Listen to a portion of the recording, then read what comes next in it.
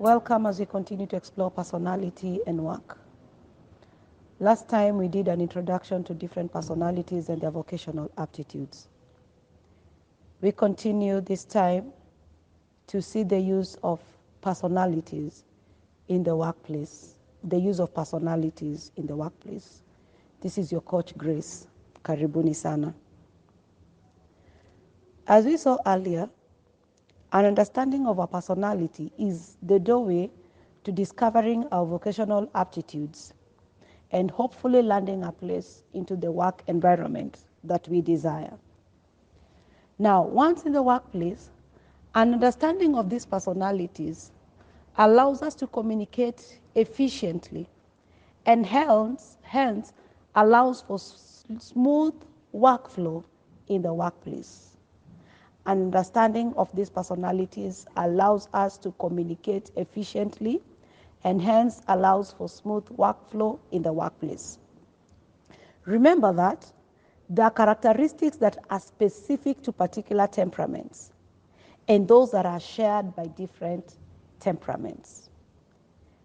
The melancholic and the phlegmatic temperaments are introverted, while the choleric and the sanguine temperaments are extroverted. The melancholic and the choleric temperaments have many unstable qualities. Like you'll find some of them pushy, strong-willed, severe, independent, tough, or critical and picky. The sanguine and the phlegmatic temperaments, on the other hand, have stable qualities. For example, you'll find them agreeable, you'll find them dependable, willing, respectful, supportive, and also enthusiastic and friendly. We can learn to understand how to handle different behaviors, different personalities, different temperaments. We can learn to understand how to handle them. And also how to maximize on the positive and how to avoid the negatives. For example, imagine you're having a discussion. So during the discussion, you'll find individuals who are shy. They avoid eye contacts and they seem distant, while others will be assertive, confident, independent, outgoing, and social. Still in the same discussion, you'll find others who will be very agreeable, portraying cooperativeness, kindness, they're modest, and they have a trusting personality. And still in the same group, you'll still find another that may be goal-oriented, self-controlled, and others who are anxious, tense, moody, and easily angered. Now, when we understand this, then we'll not overlook, when we understand personality differences, we will not overlook the shy one, for example, and go for the outgoing individual. You may be surprised at the wealth of knowledge hidden behind the introvert. At the same time, the one who is outspoken may be very hard to deal with because of their unstable and emotional qualities. Let us go through these personalities and see their use in the workplace and how best to relate with them. And we'll start with the powerful choleric. What is the use of the powerful choleric in the workplace? They are predominantly very dominant. Predominantly, they are dominant. They are practical and matter of fact, and they're also driving. As we saw last week, these are the goal-oriented people, decisive and competitive. They care more about results than personal relationships. Recently, we were having an argument or a conversation with somebody, And he made a statement, I'll leave that person alone. He's more interested in the systems in the workplace than in the people that he's working with. So you can tell what kind of a person this person was. He's a choleric, a strong one. These people, they may not send you a gift, but they will maintain business relationship with you if you deliver. So if you're dealing with such a person, you'd better deliver to maintain the business relationship. On the other hand, they are relatively impatient and controlling. They want information fast so that they can make decisions and move on. Their voice volume are a little louder than average, and they have a confident body language. Actually, some of them can be very intimidating. So how do you deal with them in the workplace? Make sure you are prepared for a meeting, so you don't waste their time, because they appreciate efficiency. Avoid personal opinions and testimonials when you're dealing with them. They're not great listeners. So keep your statements short and to the point.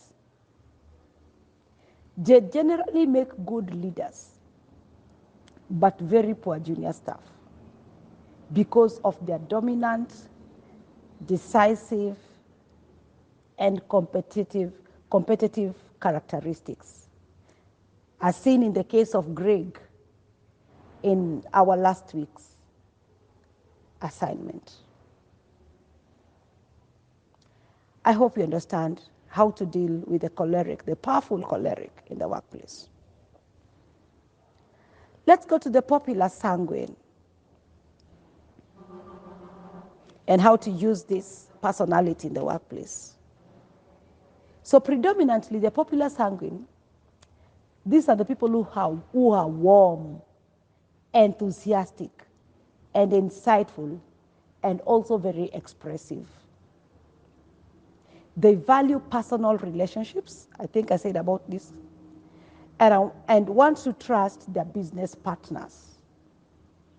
They want to trust their business partners. They like the excitement of a new challenge, but they may not do a lot of research before the meeting. They don't make decisions quickly. They want to establish a rapport with the people they do business with. They will normally seek the approval or help of multiple team members. They want to take people along with them. And because of that, it takes longer for them to enter a business deal. They are great listeners and might ask more personal questions. Remember, they are friendly and calm. And at times, they will not be patient during meetings. Their conversations are generally laid back and informal. Their conversations are generally laid back and informal. So it becomes a friendly kind of a discussion or conversation. To do business with them, help them visualize the favorable outcome. Take time to build rapport with them, because they need to feel safe in your company before they do business with you. Give them tangible examples of success. If you have success stories, give them those stories. They will go along with you. Walk them through the decision-making process as an act, and act as an advisor. Just walk them through the decision-making process and act as an advisor to them. Give them personal guarantees or assurances to calm their anxieties. As we pointed out last week, they thrive around people. You want to get the best out of them? Put them around people. So in the workplace, if you are the manager, you don't want to put the popular sanguine to work alone or in a secluded place. You'll not get the best out of them.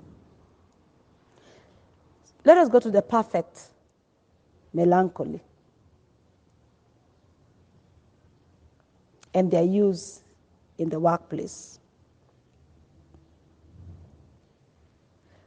The melancholic predominantly have a hostile personality. Sorry to say that, but they have a hostile personality. They're analytical. They are logical as well.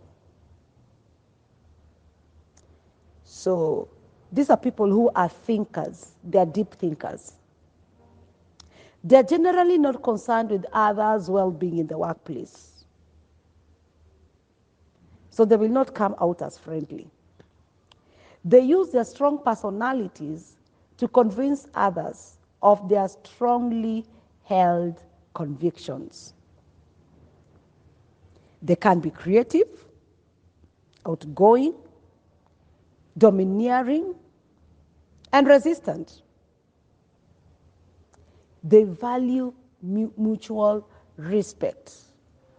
They value loyalty, and they value friendship. They are sure of their beliefs and speak more in statements rather than questions. To do business with them, remember they're analytical. They will like supporting evidence. They will like supporting evidence. They like long-term partnerships with clients.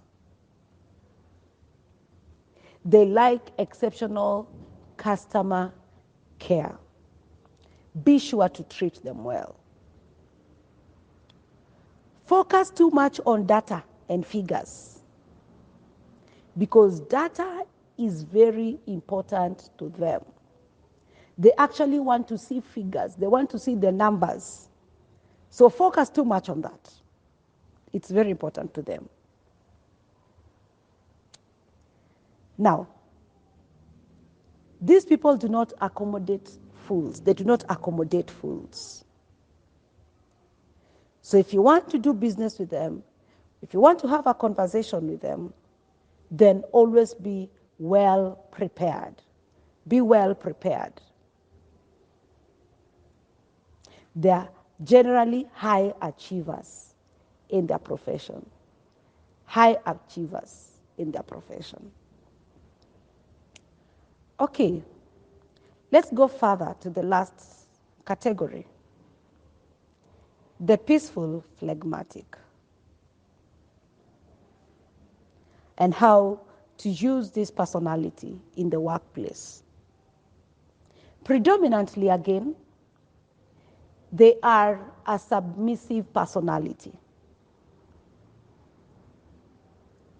They are amiable. They're sympathetic and friendly as well. The phlegmatics love data, they love facts, and they love figures as well. Remember, they have a laid-back personality. They may ask a lot of questions before a formal meeting. They're concerned with facts rather than emotions. And they won't spend time to know you on a personal level. They're concerned with facts rather than emotions. And many times they won't spend time to know you on a personal level. In conversations, they are direct and formal and often like to be dealt with at an arm's length. How do we deal with this in the workplace? Do not rush them. They need longer time to gather facts that they feel are necessary for decision making. So they'll need a longer time to gather their facts and put them together. Expect to spend less time talking basic features. They're not very talkative, so expect to spend less time talking. Avoid making high-level claims. Avoid making high-level claims. Overhyping your product might make them suspicious. Provide as much needed information as possible. They will not be overwhelmed. They will most probably welcome it. Remember, this is a person that can sit down and listen to you because of their personality. They will listen and listen and listen, and they will not get tired. So if you have information, provide it for them. They will not be overwhelmed. Then they will most probably welcome it. Don't try to force a relationship that is not there. They will become annoyed by those they feel are overly flattering. They will become annoyed with you if they feel you're overly flattering. In conclusion, remember you will most likely find a mix of these personality types. As I said earlier, you'll rarely find one person who is purely choleric or purely melancholic or purely phlegmatic or purely sanguine. There's always a mix of this. But I've put this like this so that you become familiar with the core personalities. And once you're familiar with these core personalities, you should be able to tailor your working strategies to fit any situation that you come across. For example, you come across a choleric who has some sanguine personality with them. So they are choleric and they are sanguine. You'll be able to know how to fit a situation that works with this kind of a personality. And also you can be able to find a phlegmatic who is a melancholic. Once you know their core personalities, then you're able to work out a strategy that can be able to fit into it. And yes, we can learn how to work effectively with these diverse personalities and benefit from each personality type as they bring unique skills and strengths that are needed in any organization. And as I said last week, just as we need all the members of a football team, so do we need all these personality types in our organization for maximum productivity and efficiency? Can you imagine, for example, an organization that is full of only the popular sanguine? The one that really needs to be hyped to become serious. They are people-oriented and they want to talk so much, and they're not so deep in the investigations. Or could you imagine an organization that is full of only the dominant character? Customers will come in and go out, and they will not make business with them because they feel these people are too domineering and controlling. And that is why the choleric will need somebody like the peaceful phlegmatic around them to bring the balance in them. And also the melancholic may need the popular sanguine around them. Because remember, the melancholic is the one that is after the facts, is the serious one during discussions. So we need the sanguine to come and bring a balance in the whole conversation and in the organization. So every one of these personalities will benefit the organization.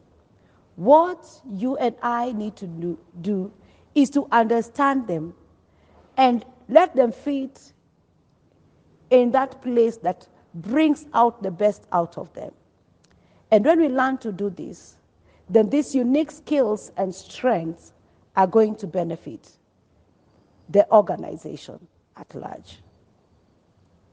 We are going to continue building on this personality and workplace And at the end of the day, we'll be able to appreciate our different personalities in the workplace. Thank you for your time. And I thank God for this opportunity. This is your Coach Grace. See you in the next lesson. Thank you, and God bless you.